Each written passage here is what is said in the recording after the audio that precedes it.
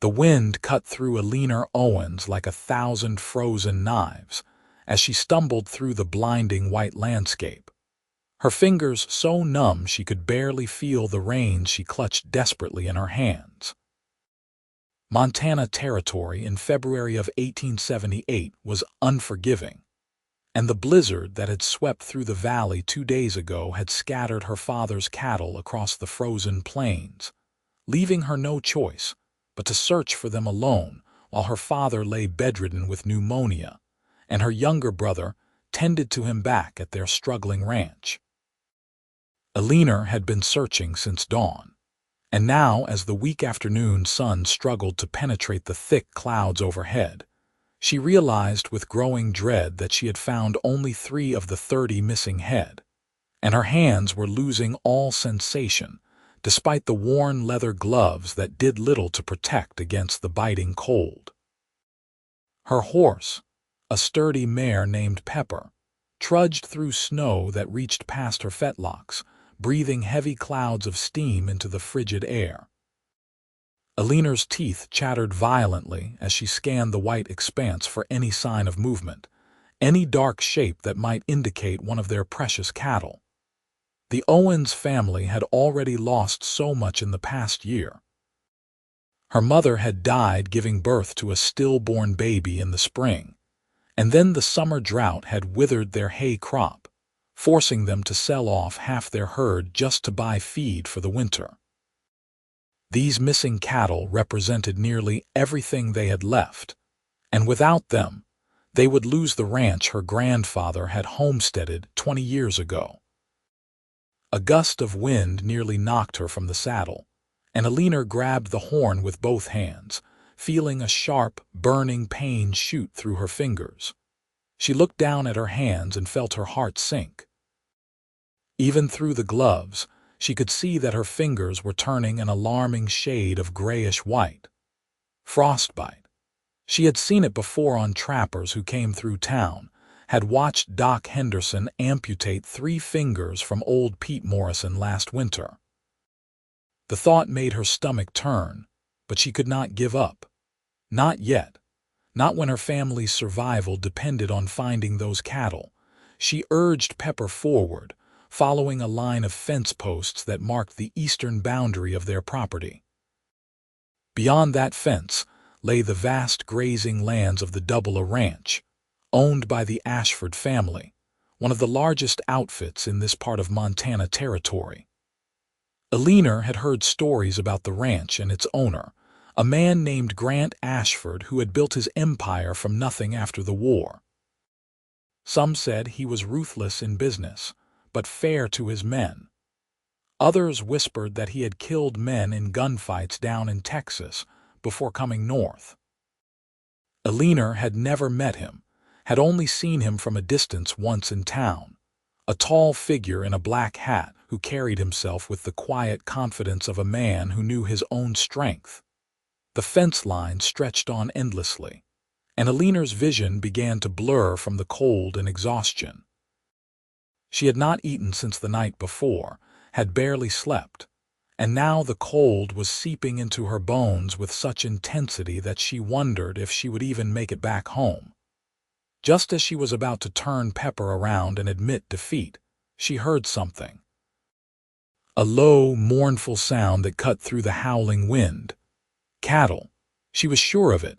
Eleanor kicked Pepper into a faster walk following the sound. As she crested a small rise, she saw them. At least a dozen head of cattle huddled together in a shallow ravine, protected somewhat from the worst of the wind. Relief flooded through her so powerfully that tears sprang to her eyes and immediately froze on her eyelashes. She had found them. But her relief was short-lived as she realized the problem. The cattle were on the wrong side of the fence, deep in Double territory, and she had no way to cut the wire and drive them back through. Her hands were nearly useless now, the pain excruciating when she tried to flex her fingers. She sat there on Pepper, staring at the cattle and feeling despair wash over her. She had come so far, endured so much, and now she was faced with an impossible choice. Leave the cattle here and hope she could return with help before they wandered further away or died in the cold, or try to do something about it now with hands that would not obey her commands. The decision was made for her when Pepper suddenly lifted her head and whinnied. Eleanor turned to see a rider approaching through the snow, moving with purpose toward her position. The man sat tall in the saddle on a big bay gelding, and as he drew closer, Eleanor could make out the details of his appearance. He wore a heavy sheepskin coat and a wide-brimmed hat pulled low against the wind, and a dark bandana covered the lower half of his face against the cold. When he reached her, he pulled down the bandana, revealing a strong jaw covered in several days' worth of dark stubble and eyes the color of storm clouds that assessed her with concern. "You are on double a land," he said, his voice deep and carrying easily over the wind. It was not accusatory, merely a statement of fact. "I know," Eleanor said, her own voice coming out weak and shaky.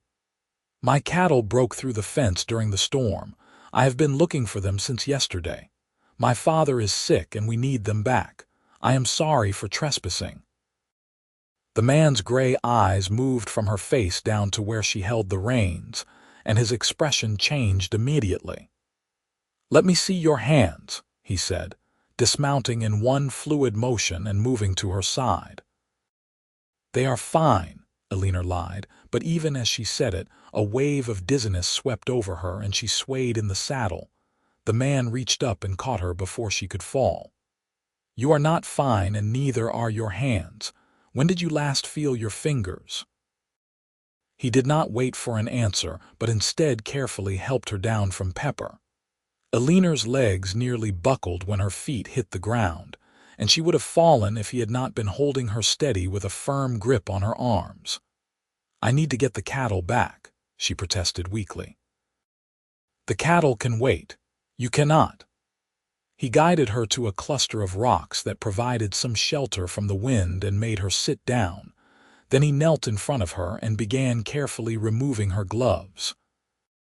Eleanor tried to pull her hands away, afraid of what she would see, but his grip was gentle and implacable. When the gloves came off, she looked down at her hands and felt bile rise in her throat. Her fingers were white and waxy, with patches of grayish-blue at the tips. She had seen enough cases of frostbite to know this was serious, potentially devastating. The man made a low sound in his throat, something between concern and anger. "How long have you been out here?" he asked, his voice tight. "Since dawn." "I found 3 head yesterday, but these are the rest of them, I think.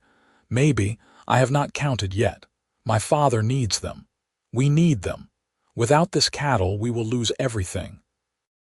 "You will lose more than your ranch if we do not warm these hands immediately," he said, his gray eyes meeting hers with an intensity that made her breath catch despite the cold.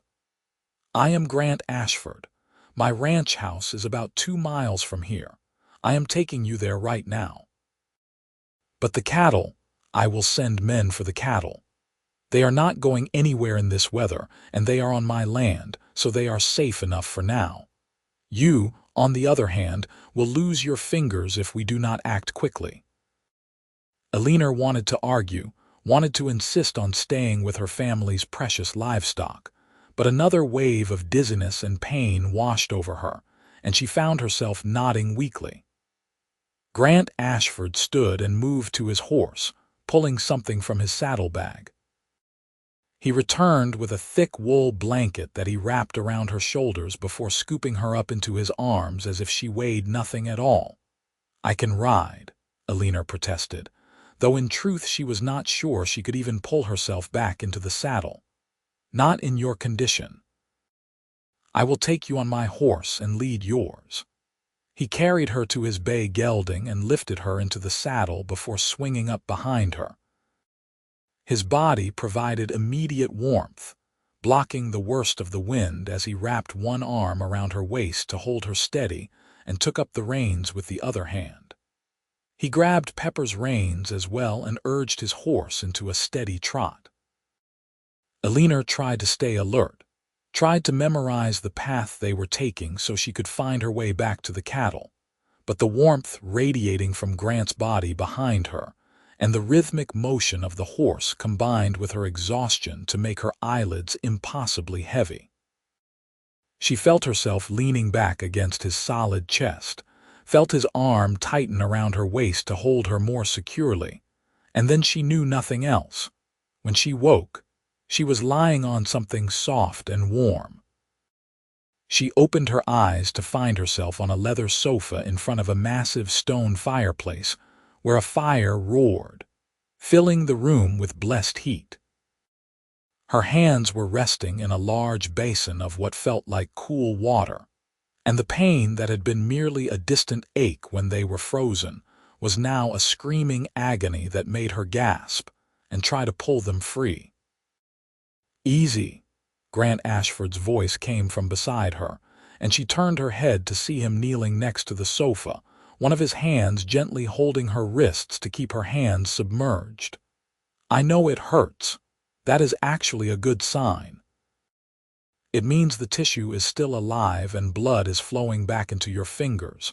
If they were dead, you would not feel anything at all." "It feels like they are on fire," Eleanor said through gritted teeth, tears streaming down her face from the pain. "I know. I got frostbite once when I was younger and stupider, during a cattle drive through Wyoming territory in a late spring storm. Thought I was tough enough to handle anything. Lost the tip of my little finger on my left hand." He held up his hand, and Eleanor could see that indeed the smallest finger was slightly shorter than it should have been. "Could have lost more if my trail boss had not forced me to warm them properly. He taught me that you never warm frostbitten tissue too quickly. That is why the water is cool, not hot. We will gradually warm it up over the next hour or so." Eleanor focused on his face, trying to distract herself from the pain. In the firelight, she could see him more clearly than she had outside in the storm. He looked to be in his late 20s or early 30s, with strong, even features and those remarkable gray eyes that seemed to see right through her. His dark hair was slightly too long, curling over his collar, and there were small scars on his hands and one on his chin that spoke of a life spent working hard and taking risks. "Thank you," she managed to say, "for bringing me here, for helping me." "Any decent person would have done the same," Grant said, but his eyes were kind as he looked at her. "What is your name? You said your father's cattle, so I assume you are from one of the smaller ranches in the area." "Eleanor Owens. My family owns the Rising Sun Ranch about 5 miles west of your property line. My father, Henry Owens, has been working that land for 20 years. My grandfather homesteaded it before that." Recognition flickered across Grant's face. "I know the place. Good water, decent grazing." "I heard your father was ill. I am sorry to hear that. And your mother, she died last spring," Eleanor said quietly, and saying it aloud still made her chest ache with grief. Grant's expression softened. "I am sorry for your loss. That is a heavy burden for a family, especially out here." "Who is running the ranch with your father laid up?" "My brother Thomas is only 15, but he is trying his best. I have been doing most of the heavy work, but neither of us really knows what we are doing. Father has always handled the business side of things, and now he can barely get out of bed." Eleanor felt the words spilling out of her, perhaps because the pain in her hands made it hard to maintain her usual reserve, or perhaps because something about Grant Ashford made her feel like she could trust him. "We were already struggling before he got sick. The drought last summer killed our hay crop, and we had to sell off half our cattle. These ones that got loose in the storm are all we have left. If we lose them, we will have nothing to sell in the spring and we will lose the ranch. How many head are you missing?" Grant asked, his voice calm and businesslike now. 30 in total. I found 3 yesterday and got them back to our place. I think the rest are in that ravine where you found me, but I could not count them all from where I was. Grant nodded slowly. I will send my foreman and some men out tomorrow morning first thing to round them up and drive them back to your property. We will mend the fence line while we are at it. Eleanor felt tears threaten again, this time from gratitude rather than pain. I do not know how to thank you. We cannot pay you right now, but in the spring, when we sell the cattle. I do not want payment, Grant said firmly. Neighbors help neighbors out here. That is how we all survive. He carefully lifted one of her hands from the basin, examining her fingers closely. The white, waxy appearance was fading, replaced by a painful-looking red color. These are going to hurt for a few days, and you might lose some skin, but I think you will keep all your fingers if we are lucky. I cannot stay here, Eleanor said, trying to sit up. My father and brother will be worried. Thomas is probably searching for me right now. Grant gently pushed her back down. You are not going anywhere tonight. The storm is picking up again, and you need to rest and let your hands recover. I already sent one of my men to your ranch to let your family know you are here and safe. He should be back soon. Eleanor wanted to protest, but the warmth of the fire and the softness of the sofa and the sheer exhaustion that filled every fiber of her being made argument impossible. Grant seemed to sense her capitulation because he smiled, a real smile that transformed his serious face into something almost boyish. There is a hot meal waiting in the kitchen when you are ready to eat. My housekeeper, Mrs. Chen, makes the best beef stew you will ever taste. And we have plenty of rooms upstairs where you can sleep properly. He paused, then added, You were very brave going out alone in that storm to find your cattle. Foolish, maybe, but brave. I did not have much choice, Eleanor said. With father sick and Thomas too young to handle it alone, someone had to go. There is always a choice, Grant said quietly. You could have let the cattle go, written them off as lost. Most people would have. But you risked your life for your family. That takes courage. Eleanor looked at him, really looked at him, and saw something in his eyes that made her heart beat a little faster. It was not pity, which she had grown to hate in the months since her mother died. It was respect, admiration even. And something else, something warmer and more complicated that she could not quite name. Before she could respond, a door opened somewhere in the house, and a moment later, a petite Chinese woman with gray, streaked black hair entered the room carrying a tray. Mr. Grant, I bring food for the young lady, she said in accented but clear English. She needs to eat, get strength back. Thank you, Mrs. Chen. This is Miss Eleanor Owens. She will be staying with us tonight. Grant stood and moved aside so Mrs. Chen could set the tray on a low table next to the sofa. Mrs. Chen's dark eyes swept over Eleanor with a practiced, assessing gaze. Poor girl out in bad storm. Lucky Mr. Grant find you. You eat now, then I take you upstairs, help you wash and get proper clothes. Your dress all wet and cold. Eleanor realized for the first time that her coat had been removed, and her dress was indeed damp from melted snow. She felt her face flush with embarrassment, suddenly aware of how disheveled and improper she must look. Grant seemed to sense her discomfort. I will check on the men and make sure they are prepared to ride out at first light tomorrow, he said, moving toward the door. Mrs. Chen will take good care of you. If you need anything at all, just ask her. After he left, Mrs. Chen helped Eleanor sit up and positioned the tray across her lap. Her hands were still too painful and clumsy to hold a spoon properly, so Mrs. Chen patiently fed her like a child, spooning the rich, savory stew into her mouth. Eleanor felt humiliated by her helplessness, but Mrs. Chen seemed to sense this and kept up a steady stream of chatter that distracted her. I work for Mr. Grant 5 years now, Mrs. Chen said as she fed Eleanor another spoonful. My husband and I come from California after the railroad work finish. He died 2 years ago, but Mr. Grant say I can stay. He always need good housekeeper. He good man, Mr. Grant. Fair, kind to people who work for him. Not like some ranchers who treat workers like dirt. You very lucky he find you. I know, Eleanor said softly. I do not know what would have happened if he had not come along when he did. I do, Mrs. Chen said matter-of-factly.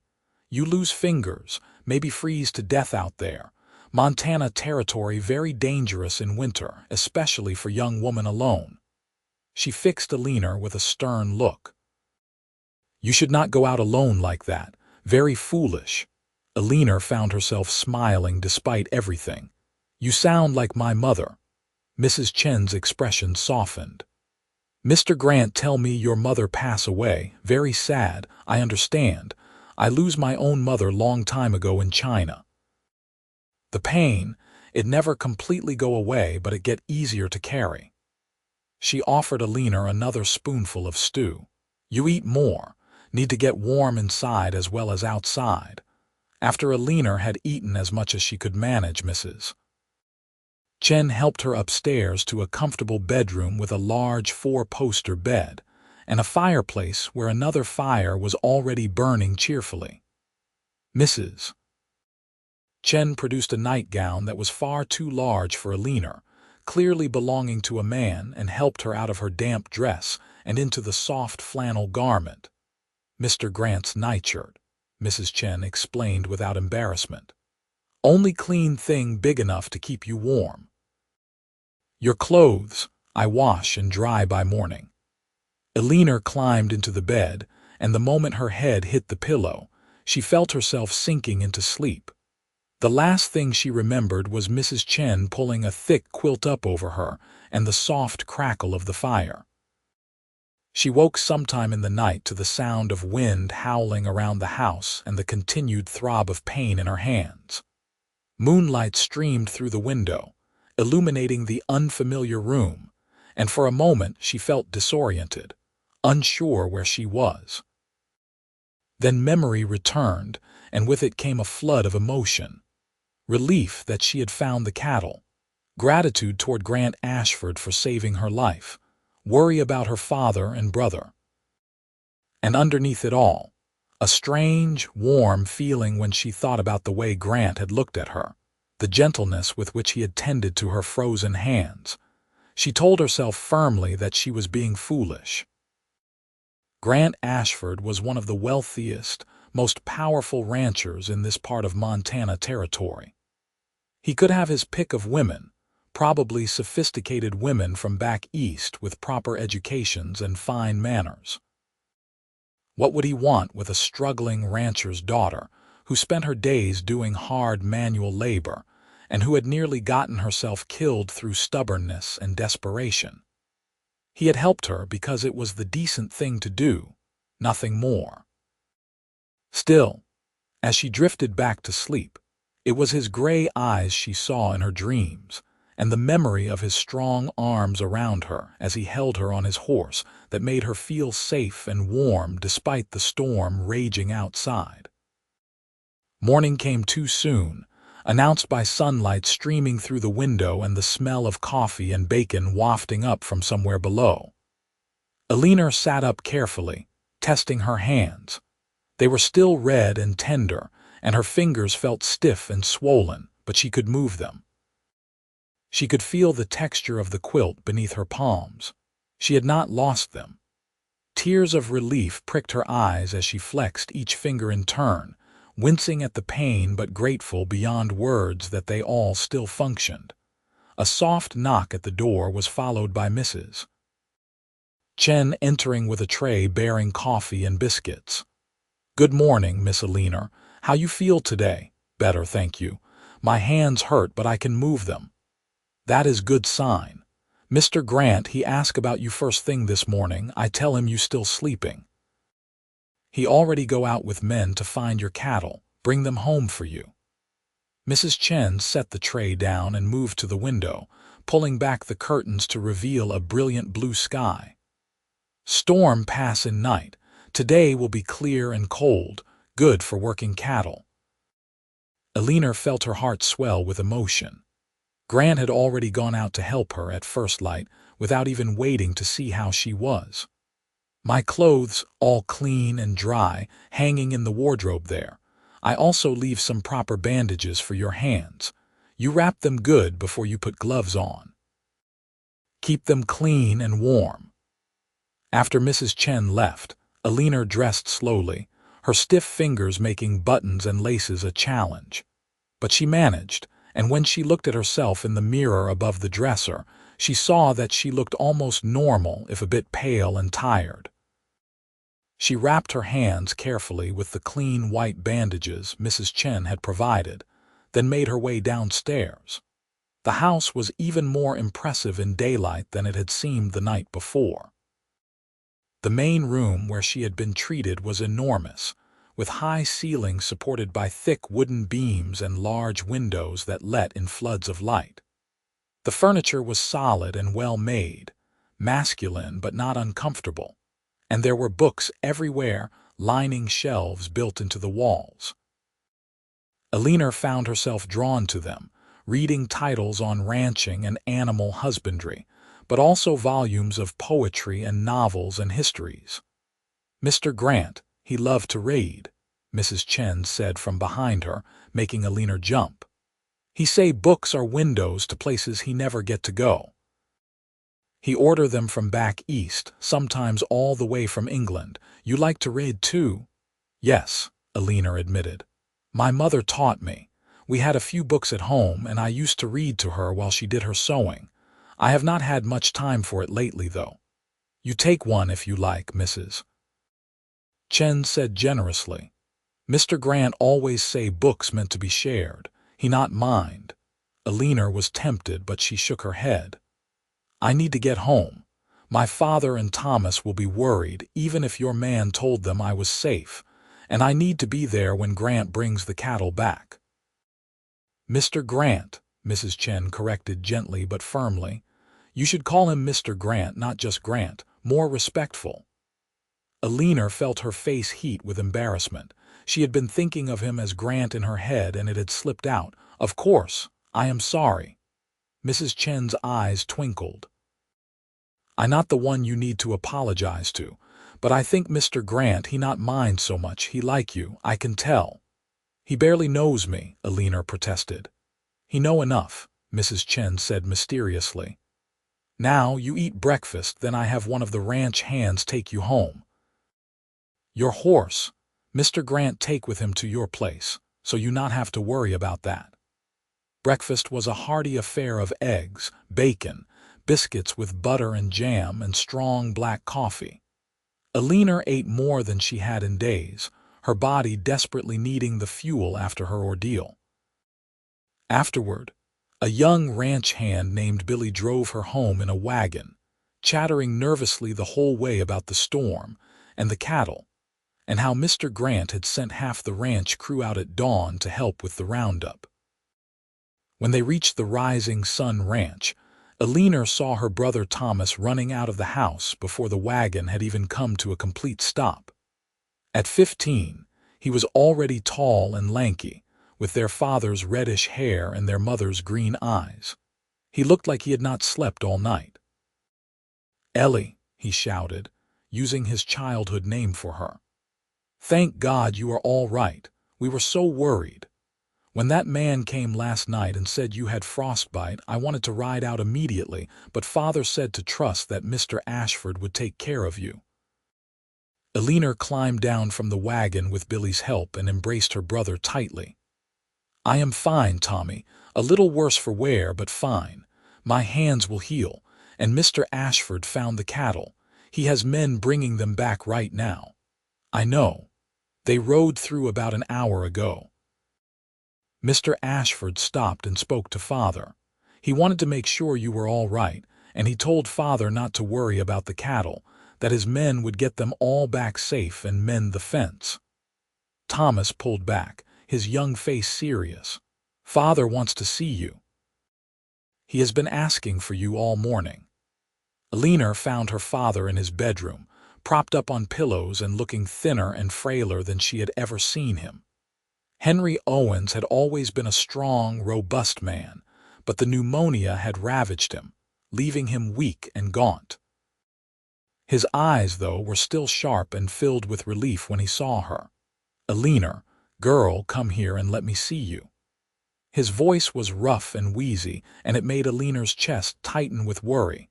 She sat on the edge of the bed and held out her bandaged hands. "I will be fine, Father. Mr. Ashford found me just in time. He took good care of me." "I owe that man a debt I do not know how to repay," Henry said, coughing. When the coughing fit passed, he continued, "He came in here himself, stood right where you are sitting now, and told me not to worry about anything. Said his men would get the cattle back and fix the fence, and that if we needed anything at all this winter, anything, we should just send word and he would help. I have never met a man like that, Ellie. Most of the big ranchers around here, they look down on small outfits like ours. But he treated me with respect, like an equal." Eleanor thought about Grant kneeling beside her, carefully warming her frozen hands, and felt a flush of warmth that had nothing to do with the fire. "He is a good man," she said softly. "More than good," her father said. "He is the kind of man you can trust, the kind you want at your side when times get hard." He studied her face with the intensity of a father who knows his daughter well. "He asked about you. Asked if you were always so headstrong and brave, or if it was just the circumstances that made you go out alone in that storm." "What did you tell him?" Henry smiled, the first real smile she had seen from him in weeks. "I told him the truth. That you are the bravest person I know, man or woman, and that you have been the backbone of this family since your mother passed. I told him that without you, we would have lost everything already." Eleanor felt tears prick her eyes. "I am just doing what needs to be done, Father. What Mother would have done if she were still here." "Your mother would be so proud of you," Henry said, reaching out to take one of her bandaged hands gently in his. "I am proud of you. But Eleanor, you cannot keep carrying all of this alone. You will break under the weight of it. We need help." "We will be fine once you are well again," Eleanor insisted, but even as she said it, she knew it was not entirely true. Even if her father recovered fully, which was far from certain given how ill he had been, they were stretched too thin. The ranch needed at least 3 or 4 capable workers to run properly, and they only had her, Thomas, and their father. They could not afford to hire help, and without help, they were slowly drowning. Before her father could respond, they heard the sound of cattle lowing outside, followed by men's voices. Eleanor jumped up and ran to the window, looking out to see an incredible sight. At least 25 head of cattle were being driven into their main pasture by 6 mounted cowboys, led by Grant Ashford on his big bay gelding. As she watched, they expertly maneuvered the cattle through the gate and then circled back to make sure none wandered off. Grant himself dismounted and spoke to Thomas, who had gone out to meet them, pointing toward the broken fence line in the distance. Eleanor grabbed her coat and rushed outside, not even bothering to button it properly. The cold air hit her like a slap after the warmth of the house, but she barely noticed. She walked quickly toward where Grant stood with Thomas, and when he saw her approaching, something shifted in his expression. His serious face softened, and those gray eyes warmed in a way that made her breath catch. "Miss Owens," he said formally, touching the brim of his hat. "I am glad to see you up and about. How are your hands?" "Much better, thanks to you," Eleanor said, then realized she was supposed to be more formal too. "Mr. Ashford, I cannot thank you enough for everything you have done. You saved my life and you have saved our ranch." "I counted 27 head," Grant said, ignoring her thanks as if it made him uncomfortable. "There may be a few more out there, but these were all we could find this morning. They were right where I left you yesterday, huddled in that ravine. Smart animals, cattle, when they want to be. They found the best shelter available and stayed put. 27, Eleanor repeated, feeling dizzy with relief. We only lost 3 then, 3 out of 30. I was so afraid we had lost them all. Your fence line is in rough shape, Grant continued, his tone becoming more businesslike. The storm damage is extensive, and honestly, some of those posts and wires were already old and weak. My men are going to spend the rest of the day repairing the worst of it, but you are going to need to replace a good portion of the fence come spring, or you will have cattle wandering off every time there is a strong wind. Thomas, who had been listening intently, spoke up. We do not have money for new fence materials right now, Mr. Ashford, but in the spring, when we sell the cattle, we can pay you back for the repairs you are doing today. Grant shook his head. I am not asking for payment. I am just telling you what needs to be done. He paused, then seemed to come to a decision. I have a proposal for you and your father. May I come inside and speak with him? Eleanor and Thomas exchanged glances, then Eleanor nodded. Of course. Please come in. They led Grant into the house, which suddenly seemed small and shabby compared to his grand ranch house. Eleanor found herself embarrassed by the worn furniture and the dust that she had not had time to clean in days, but Grant did not seem to notice or care.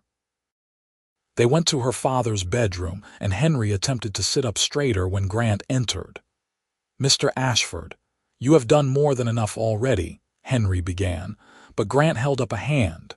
Please, hear me out before you say anything. Grant stood at the foot of the bed, his hat in his hands, his expression serious but not unkind. I have been thinking about your situation, and I have a proposition that might benefit both of us. My ranch is large, and I am always in need of good cattle. But more than that, I am in need of good neighbors. The double shares boundaries with several smaller ranches like yours, and I have found that when the smaller outfits fail, the land gets bought up by Eastern speculators, who know nothing about ranching and care even less. They run it into the ground, overgraze it, waste the water, and generally make life difficult for everyone around them. Henry nodded slowly. I have seen that happen. The Morrison place to the south of us sold out to a group from Boston 3 years ago. They have nearly ruined that land. Exactly. So here is what I am proposing. The double A will provide you with whatever materials and labor you need to repair your ranch this spring. Fencing, building repairs, whatever it takes. We will also provide hay and feed for your cattle through the rest of the winter if you need it. In exchange, when you sell your cattle in the spring, you sell them through me. I will get you a fair price, better than you could get on your own because I have the connections and the volume to negotiate with the big buyers. We will take the cost of the materials and labor out of the proceeds, and the rest is yours free and clear. Eleanor's first instinct was to refuse. It sounded too good to be true, like the kind of deal where they would end up owing more than they could ever repay and would lose the ranch anyway. But as she looked at Grant's face, she saw only honest concern and straightforward business sense. He was not trying to cheat them. He was trying to help them while also helping himself by ensuring he had a stable neighbor rather than land-destroying speculators next door. Her father must have seen the same thing because after a long moment of consideration, he said, "That is more than generous, Mr. Ashford, but I have to ask, what if we cannot repay you? What if the cattle do not bring enough in the spring to cover the costs?" "Then we work out a payment plan," Grant said simply. "I am not in the business of taking land from families who work it honestly. I am in the business of building an empire that will last, and that means having good people around me, not enemies who resent me for driving them off their own land." He looked directly at Eleanor as he said this next part. "And I respect people who fight for what is theirs, who do not give up even when the odds are against them. You have good land here, Mr. Owens, and a good family. I would rather see you succeed than fail." Henry coughed again, and when he caught his breath, Eleanor saw tears in his eyes. "You have a deal, Mr. Ashford, and you have my gratitude for more than I can say." Grant nodded, then put his hat back on. "I will have my foreman come by in a few days to assess what needs to be done and make a list of materials. In the meantime, my men will finish the fence repairs today. Is there anything else you need immediately? We are low on firewood," Thomas said suddenly. "I have been cutting what I can, but I cannot keep up with what we need to keep the house warm and Father comfortable." "I will have a wagon load of cut wood delivered tomorrow," Grant said. "And Thomas, if you want to earn some extra money, I could always use another hand at the AA. The work is hard, but the pay is fair, and you would learn a lot about running a large operation. Might be useful when you are ready to take over here someday." Thomas's face lit up with excitement, but he looked to his father for permission. Henry nodded.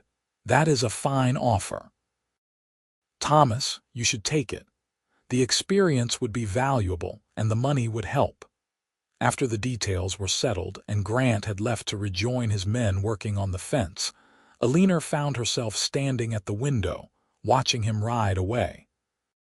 She was aware of her father and brother both looking at her with knowing expressions, but she refused to turn around and acknowledge them. "He likes you," Thomas said finally, his voice teasing. "Mr. Ashford, he could barely take his eyes off you." "Don't be ridiculous," Eleanor said, but she could feel her face burning. "Tommy is right," Henry said from his bed. "I saw it too, and unless I miss my guess, you are not exactly indifferent to him either." Eleanor finally turned to face them. "He is just being kind, neighborly. He said so himself. Besides, even if he did feel anything for me, which he doesn't, he could have any woman he wanted. Why would he want a half-frozen, desperate rancher's daughter? Because you are brave and beautiful and strong," her father said firmly. "And because a man like Grant Ashford, who has built what he has through his own hard work and determination, recognizes those qualities in others. He sees what you are, Eleanor. Don't sell yourself short." Eleanor did not know what to say to that, so she changed the subject and busied herself with making lunch. But as she worked, her mind kept returning to Grant Ashford, to the gentle way he had warmed her frozen hands, to the respect in his eyes when he looked at her, to the memory of his strong arms around her as they rode through the storm. She told herself firmly that she was being foolish, that she was reading far too much into simple kindness. But her treacherous heart would not listen. The next few weeks passed in a blur of activity. True to his word, Grant sent a wagon load of firewood the very next day. Thomas started working at the double 3 days a week, coming home exhausted but excited, full of stories about what he was learning and the men he was working with. Grant's foreman, a grizzled older man named Jake Sullivan, came by and made a thorough assessment of everything that needed repair or replacement, whistling through his teeth at the extensive list, but promising that they would get it all done come spring. Henry slowly began to improve as the warm house and good food and reduced stress all combined to help him heal. He still coughed and was weak, but he was able to get out of bed for longer periods and even made it out to the barn once or twice to check on things. The remaining cattle thrived on the hay that Grant had provided, and Eleanor found herself finally able to breathe without the constant weight of panic pressing on her chest. But through it all, she did not see Grant himself. Thomas saw him regularly at the double, and reported that Mr. Ashford always asked after Eleanor and her father, but Grant did not visit the Rising Sun Ranch again. Eleanor told herself this was perfectly reasonable. He was a busy man running a large operation. He had already done more than enough for them. There was no reason for him to come back. Still, every time she heard horses approaching, her heart would leap with hope, only to sink when it turned out to be Thomas coming home or Jake Sullivan stopping by with updates on the spring work plans. By early March, the worst of winter had passed, and the first hints of spring were beginning to show. The snow was melting, turning the land to mud, and green shoots were starting to push through the brown earth. Eleanor's hands had healed completely, leaving only some slight scarring on her fingertips as a reminder of how close she had come to disaster. She found herself thinking about Grant more often than she should, wondering what he was doing, whether he ever thought about her, and scolding herself for being ridiculous. Then, on a bright Saturday afternoon, a rider approached the ranch house, and Eleanor's heart nearly stopped when she recognized the bay gelding and the tall figure in the saddle. Grant Ashford was coming back. She quickly removed her work apron and tried to smooth her hair, then felt foolish for primping like a schoolgirl. She forced herself to walk calmly to the door rather than running, and when she opened it, Grant was just dismounting. "Miss Owens," he said, touching his hat in that gesture she was coming to associate with him. "I hope I am not calling at an inconvenient time." "Not at all," Eleanor said, hoping her voice sounded normal and not breathless like she felt. "Please come in. Father is in the sitting room. He will be glad to see you." But Grant did not immediately move toward the house. Instead, he stood there looking at her with an expression she could not quite read. "Actually, I was hoping I might speak with you first, privately if that would be appropriate." Eleanor felt her heart begin to race. "Of course. We could walk toward the barn if you like. It is a nice day, and I have been inside most of the morning." They walked side by side, not touching but close enough that Eleanor was acutely aware of his presence. The mud sucked at their boots, and the air smelled of wet earth and growing things. For a long moment, neither of them spoke, and the silence stretched out until Eleanor thought she might scream from the tension. "Your brother tells me you have been asking about me," Grant said finally, and Eleanor felt her face flame with embarrassment. "Thomas talks too much," she muttered, wondering what exactly her foolish brother had said. "He cares about you," Grant said, and there was amusement in his voice. "He told me you stand at the window whenever you hear horses approaching, and that you are always disappointed when it is not me. I am sorry for that. I should have visited sooner." Eleanor wanted to die of mortification right there in the mud. "Thomas is a 15-year-old boy with an overactive imagination. Please do not listen to anything he says." Grant stopped walking and turned to face her, and Eleanor had no choice but to stop as well. When she finally gathered the courage to look up at him, she found him watching her with an intensity that made it hard to breathe. "Is he imagining things, Eleanor?" Grant asked softly, using her given name for the first time. "Or is there truth in what he says?" Eleanor knew she should lie, should protect herself and her pride. But something about the way Grant was looking at her, the vulnerability she saw beneath his usual confidence, made her answer honestly. "There is truth in it," she whispered. "I have thought about you. Every day since you found me in that storm. I know I should not. I know you were just being kind, just being a good neighbor, but I cannot seem to help it." Grant's face transformed, a smile spreading across his features that was so full of joy and relief that Eleanor felt her own heart soar in response. "Thank God," he said. "I thought I was alone in this madness."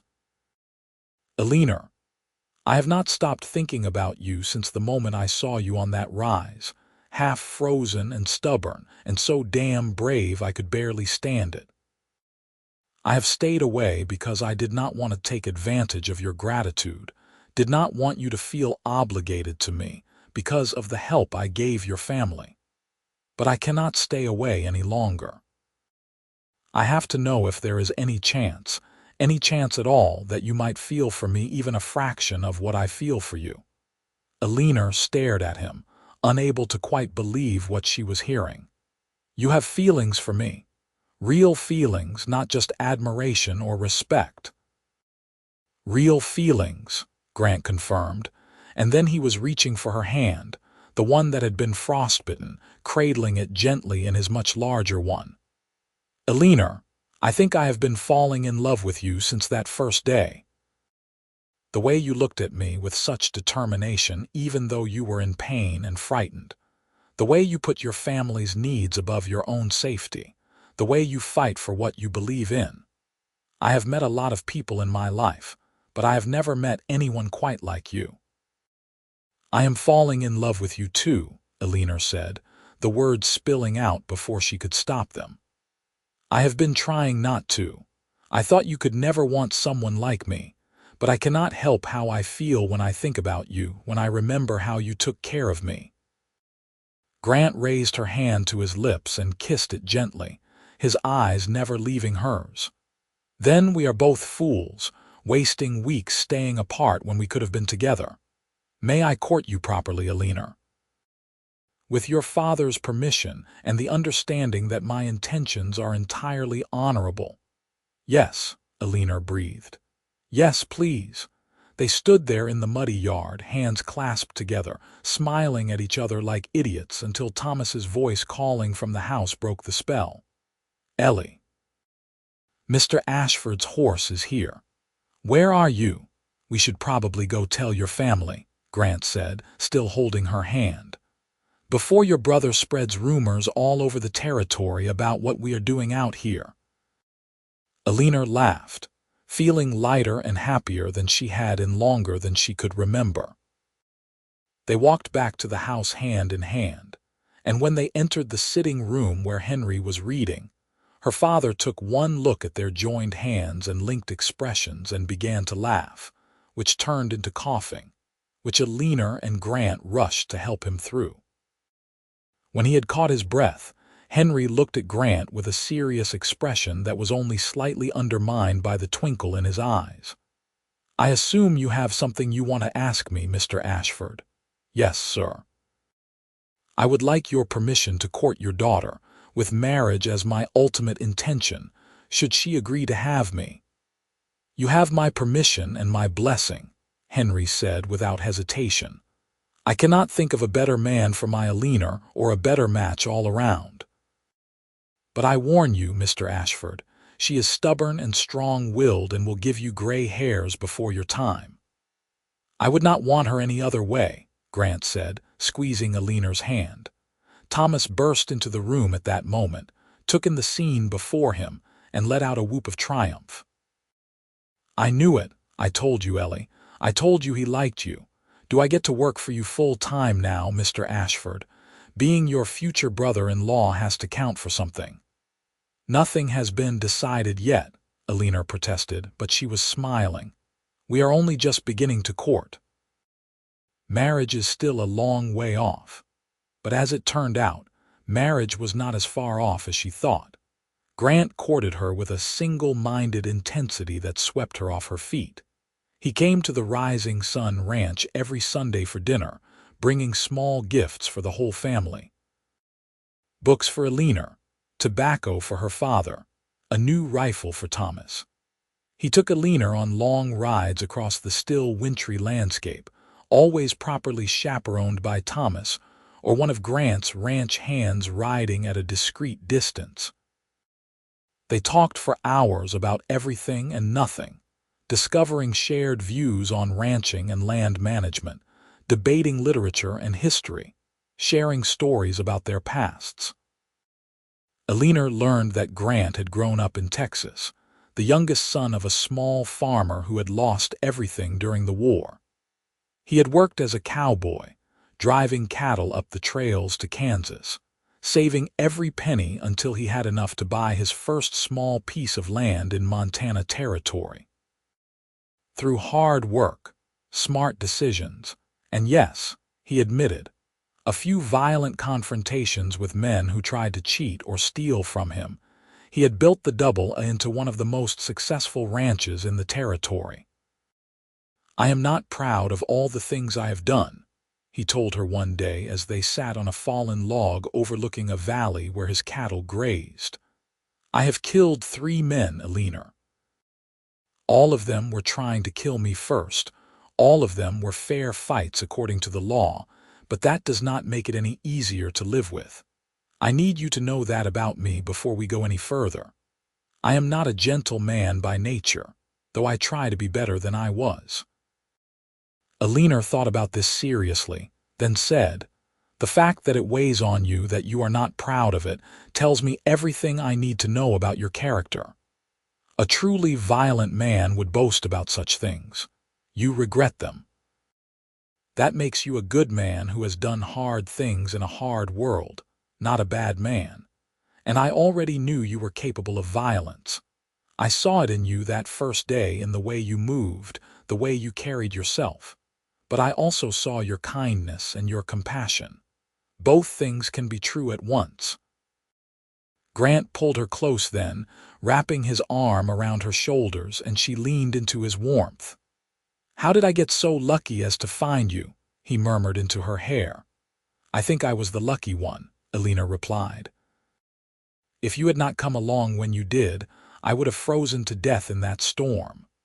"No," Grant said firmly. "You would have survived somehow. You are too stubborn and strong to let a mere blizzard kill you. But I am grateful every day that I did find you, because I cannot imagine my life without you in it now." By the time spring truly arrived in late April, Eleanor knew with absolute certainty that she wanted to spend the rest of her life with this man. Grant must have felt the same way because on a warm evening in early May, as they stood on the porch of the Rising Sun Ranch watching the sunset paint the sky in shades of gold and pink, he dropped to one knee and pulled a small box from his pocket.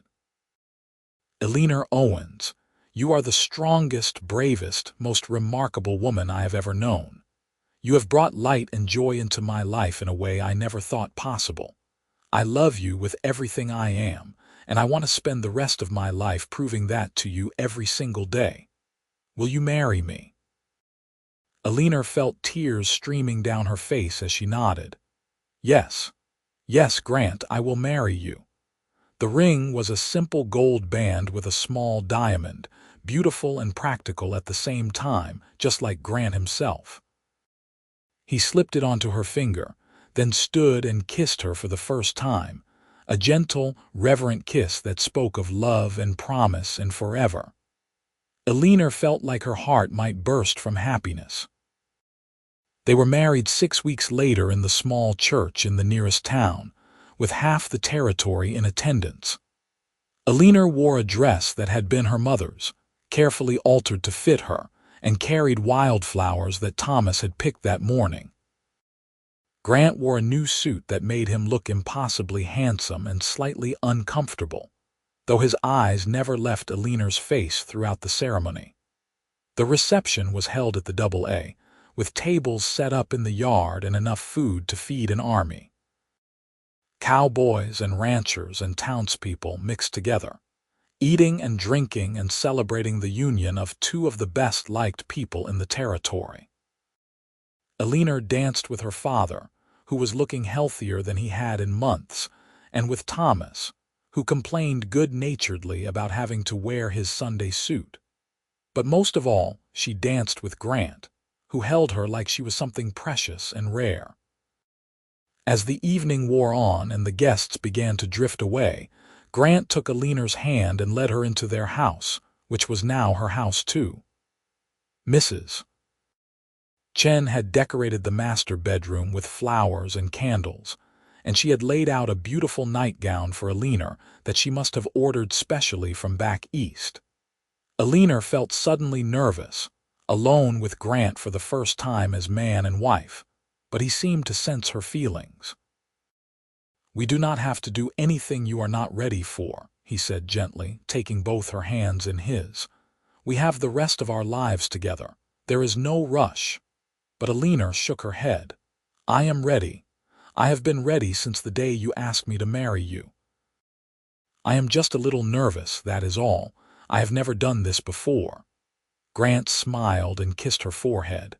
"Neither have I, if you can believe that. I have been too busy building a ranch to spend much time with women, so we will figure it out together all right." And they did, with tenderness and patience and a few moments of awkwardness that they laughed about together, until laughter turned to sighs and sighs to cries of pleasure. Eleanor fell asleep in her husband's arms, feeling safe and loved and happier than she had ever imagined possible. The next months were a golden time. Eleanor moved into the AA, though she spent several days each week at the Rising Sun helping her father and brother.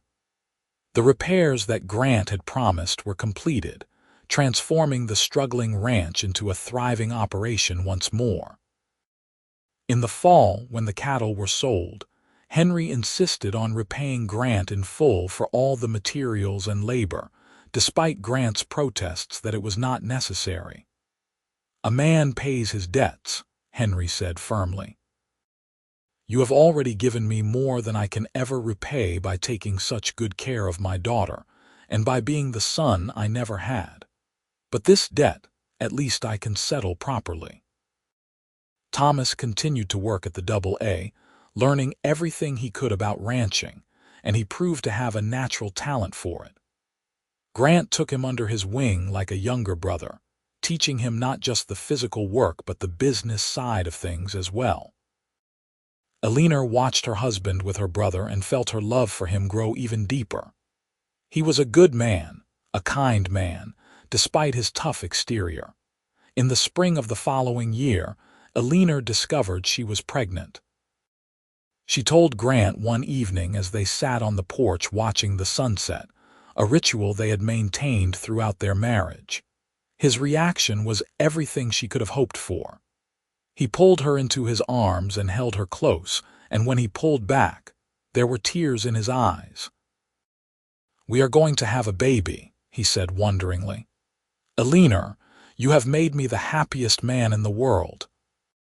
Their son was born in December, in the middle of another Montana blizzard.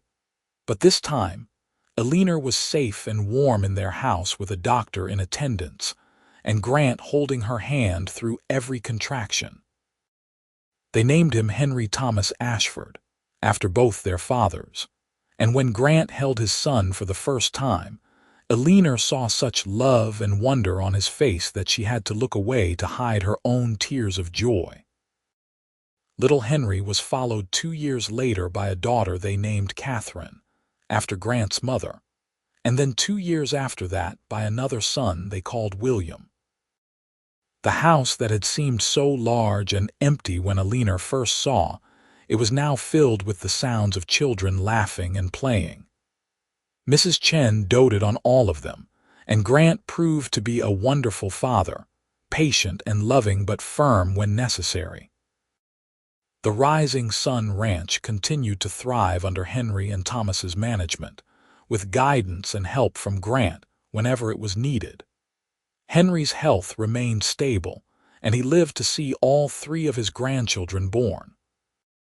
He passed away peacefully in his sleep, one autumn night 4 years after Grant and Eleanor were married, content in the knowledge that his children were happy and secure.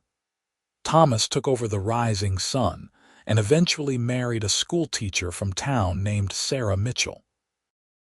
They had 4 children of their own and worked the ranch successfully for many years. The 2 ranches, the AA and the Rising Sun, became known throughout Montana territory as examples of what good stewardship and cooperation between neighbors could achieve. As the years passed, Eleanor sometimes thought back to that frozen day when she had been searching desperately for her family's cattle, her hands going numb in the bitter cold, not knowing if she would survive or if her family would lose everything. She thought about how Grant had appeared like an answer to a prayer she had not even known to say, how he had warmed her frozen hands and found her lost cattle, and in doing so had found his way into her heart. "What are you thinking about?"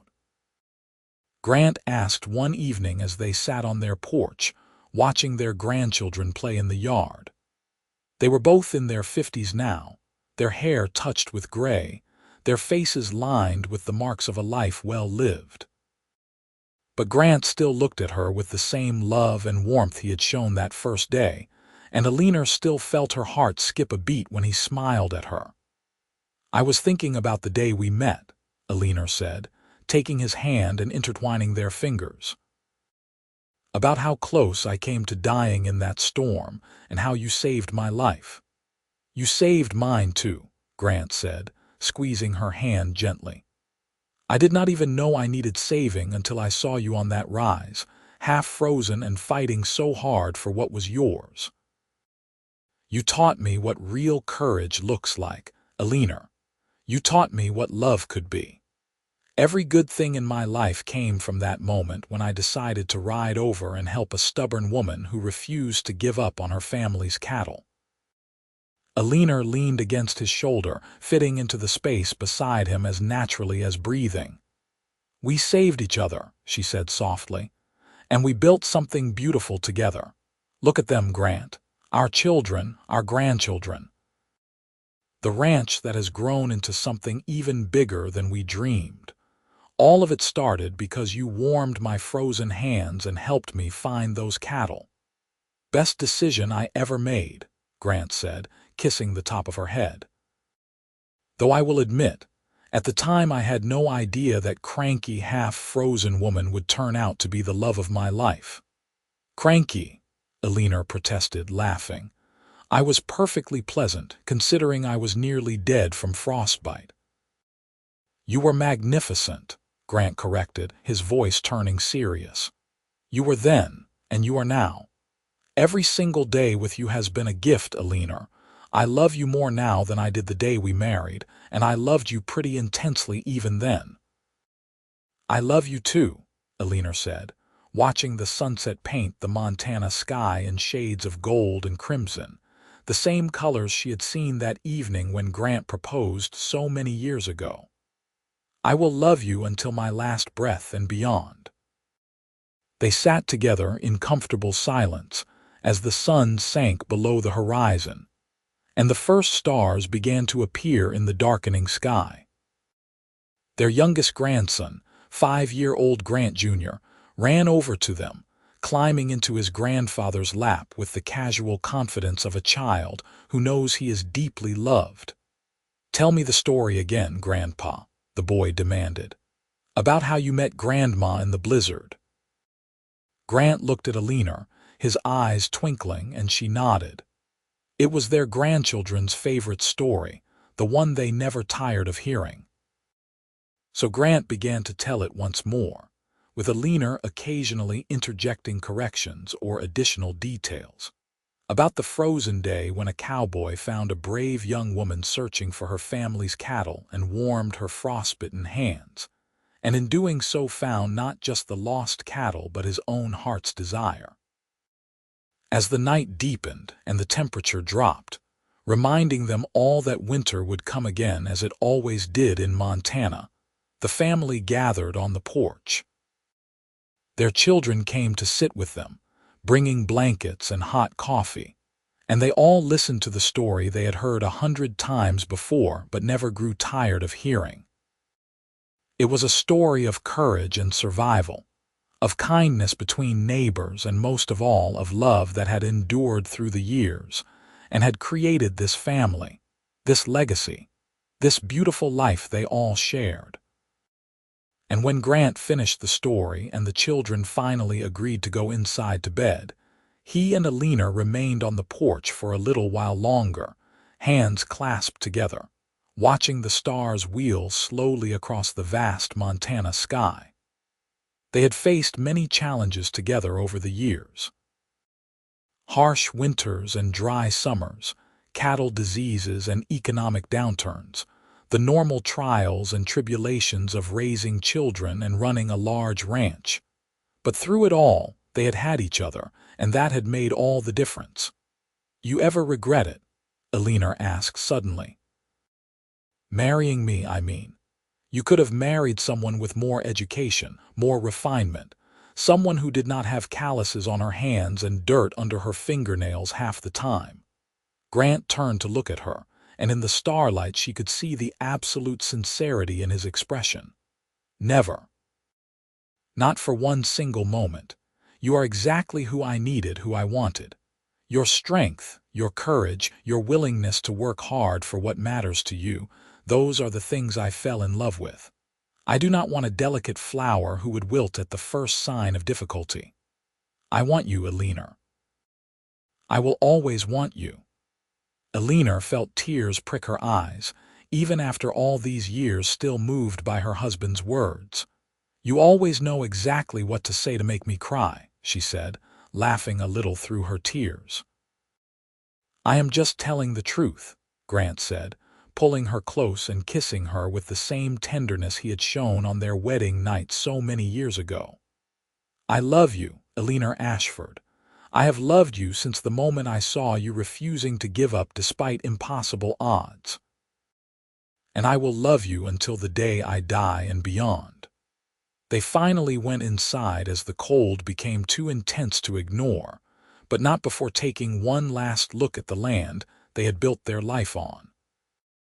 The Double-A Ranch stretched out in all directions, thousands of acres of prime Montana grazing land, dotted with cattle and horses. The Rising Sun Ranch was visible in the distance, its lights twinkling in the darkness. And beyond that, the town that had grown up around them, full of families and businesses and the normal bustle of frontier life becoming settled civilization. It had all started with a blizzard and a desperate search for lost cattle. With frozen hands that needed warming and a cowboy who stopped to help when he could have just as easily ridden past. From that moment of crisis and kindness, an entire legacy had grown. Children and grandchildren, a successful ranching empire. A love story that people in the territory still talked about decades later. The story of the brave woman who nearly froze to death searching for her family's cattle, and the cowboy who saved her life, and then gave her his heart. As Eleanor climbed into bed beside her husband that night, she thought about all the different paths her life could have taken. If the blizzard had not come, if the cattle had not broken through the fence, if Grant had been riding in a different direction that day, or had decided that someone else's problems were not his concern. But fate, or providence, or simple chance had brought them together at exactly the right moment, and everything good in her life had flowed from that meeting. Grant wrapped his arm around her, pulling her close against his warmth, and Eleanor sighed contentedly. "Thank you," she whispered into the darkness. "For what?" Grant murmured, already half asleep. "For finding me, for warming my hands, for finding the cattle, for loving me, for everything." Grant tightened his arm around her. "Thank you for letting me. Thank you for being brave enough to go out in that storm, because if you had not, I never would have found you and my life would have been so much emptier. Sleep now, my love. I will keep you warm." And he did, that night and every night after, for the rest of their long and happy lives together.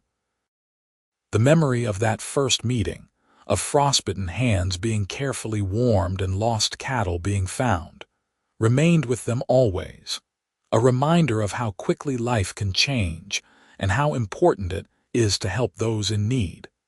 Because you never know when a simple act of kindness might lead to the greatest love story of all. Years continued to pass in the comfortable rhythm of ranch life. The children grew and had children of their own.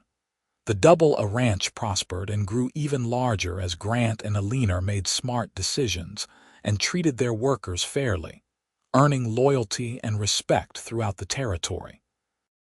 Montana became a state in 1889, and they celebrated with the rest of the territory, proud to be part of this new chapter in history.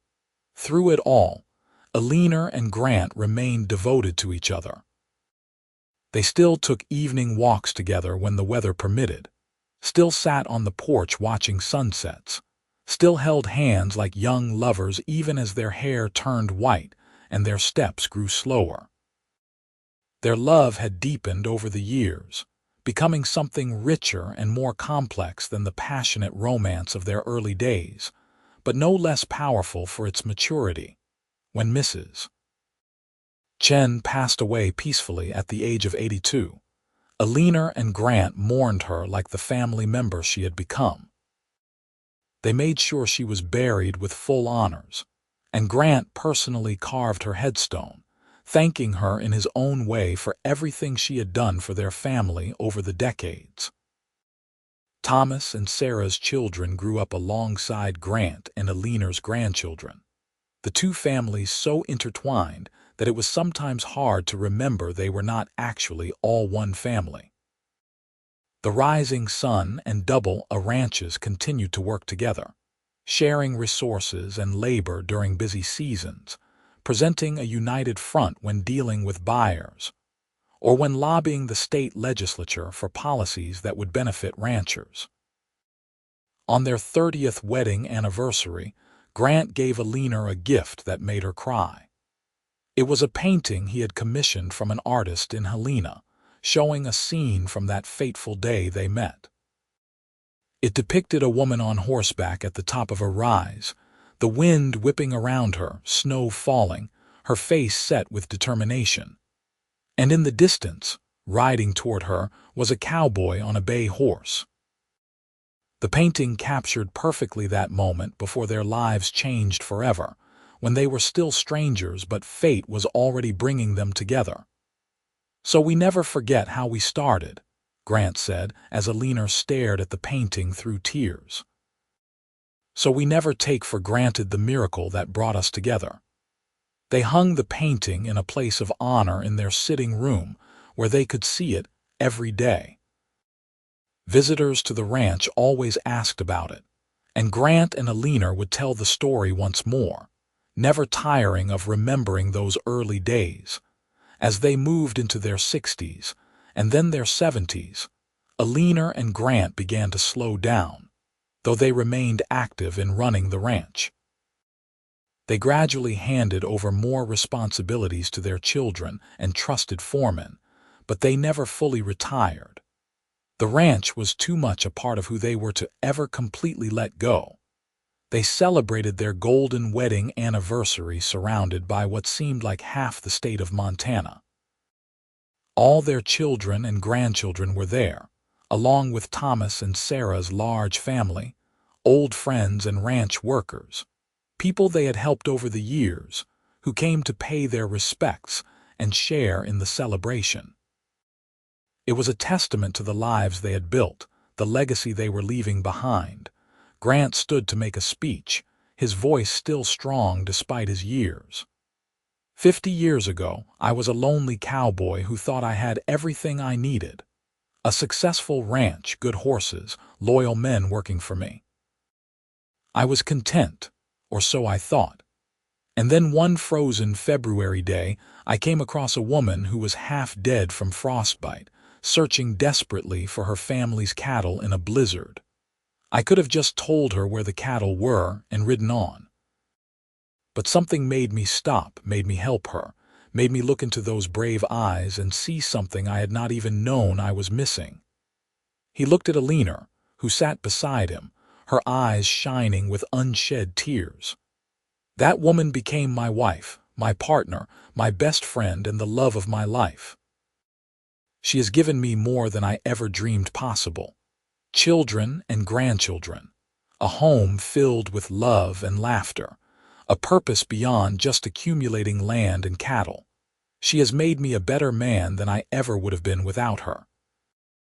Eleanor, my love, these 50 years have been the greatest gift of my life. Thank you for saying yes to a rough cowboy who had the incredible luck to find you when you needed help most. There was not a dry eye in the house as Eleanor stood and kissed her husband, and the assembled crowd erupted in applause and cheers. The celebration continued long into the night, with music and dancing and storytelling, all the things that make life worth living. As the years continued to roll by, Eleanor and Grant faced the inevitable losses that come with a long life. Friends passed away. Thomas died of a heart attack at the age of 69, devastating Eleanor but also giving her comfort that he had lived a good, full life. They attended more funerals than weddings as their generation slowly diminished. But there were joys, too. Great-grandchildren were born, carrying on the Ashford name and legacy. The ranch continued to thrive under the management of their sons and grandsons. Modern innovations came to Montana, things that would have seemed like magic when Eleanor and Grant first met. Electricity, telephones, automobiles. The world was changing rapidly, but some things remained constant. The land, the cattle, the importance of hard work and treating people fairly. The love between a man and wife who had built an empire together from nothing. Grant was 83 years old when he finally had to admit that his body was failing him. He had been slowing down for years, but one morning he woke up and could not get out of bed without help. Eleanor, who was 81 herself but still spry and active, called for the doctor and their children. They all gathered around his bedside, a testament to the family they had created together. The doctor was honest. Grant's heart was giving out. It might be days or weeks or even months, but the end was approaching. Grant took the news with the same calm acceptance he had shown for every other challenge in his life. He asked for time alone with Eleanor, and their children reluctantly filed out, leaving them together. "Well," Grant said, managing a weak smile, "I suppose this is it, the last ride." Eleanor took his hand, the same hand that had warmed her frozen fingers so many decades ago. "Don't you dare give up on me, Grant Ashford. We still have time. We still have more sunsets to watch together." "I will watch as many as I can with you," Grant promised. "But Eleanor, you need to know something. These years with you, they have been everything. Every single moment, even the hard ones, has been worth it because I was with you. You made my life meaningful in a way it never would have been without you. When I am gone, do not talk like that," Eleanor said, tears streaming down her face. "When I am gone," Grant continued gently but firmly, "I want you to remember that you gave me the greatest gift anyone ever could. You loved me.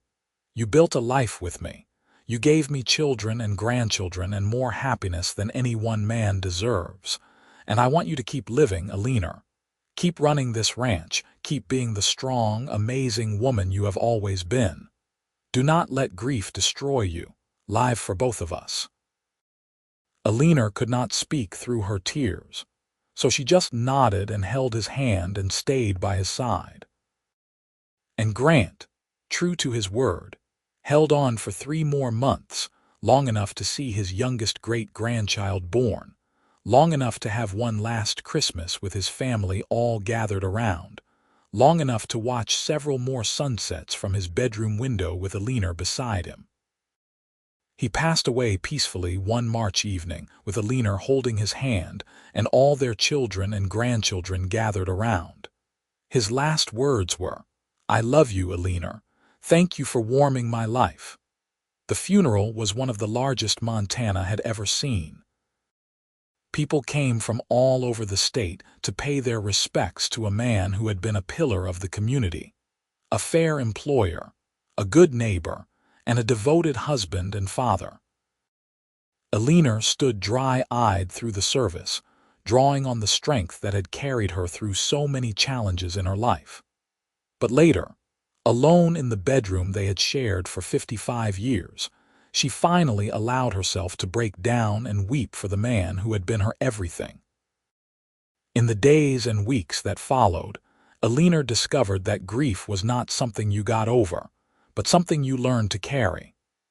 She threw herself into running the ranch, working alongside her sons and grandsons, making decisions and plans for the future.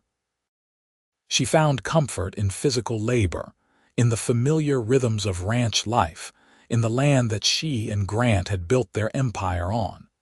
But she also made time for joy.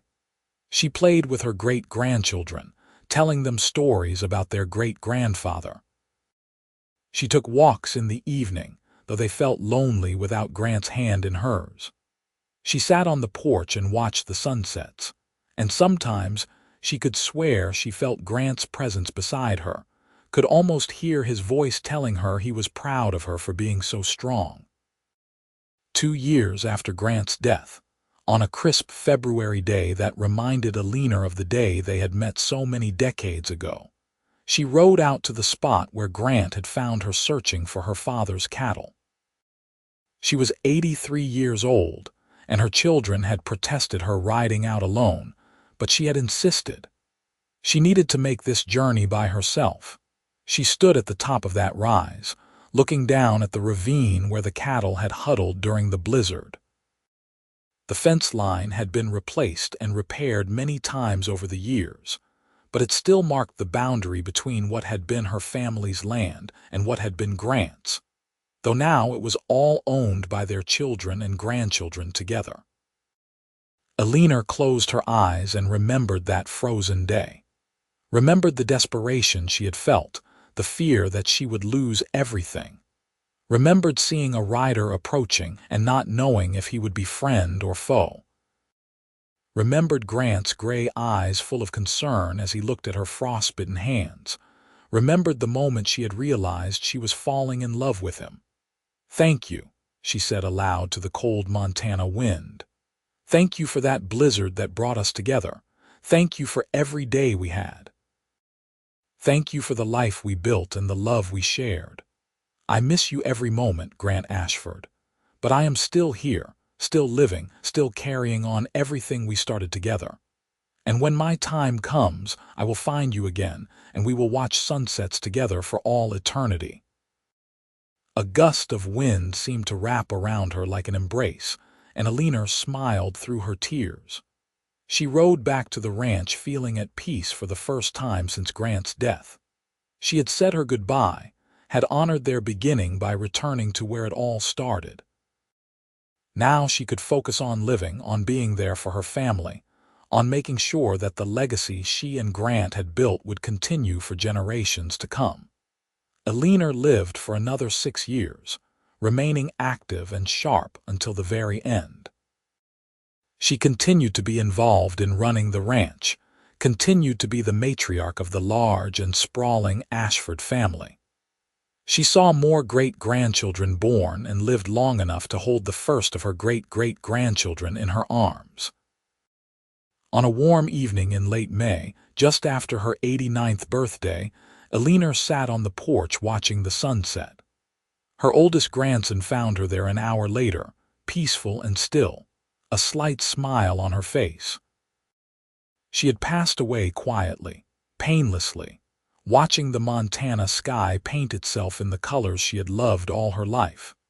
They buried her next to Grant, on a hill overlooking the Double Ranch, with a view of both their land and the rising sun ranch in the distance.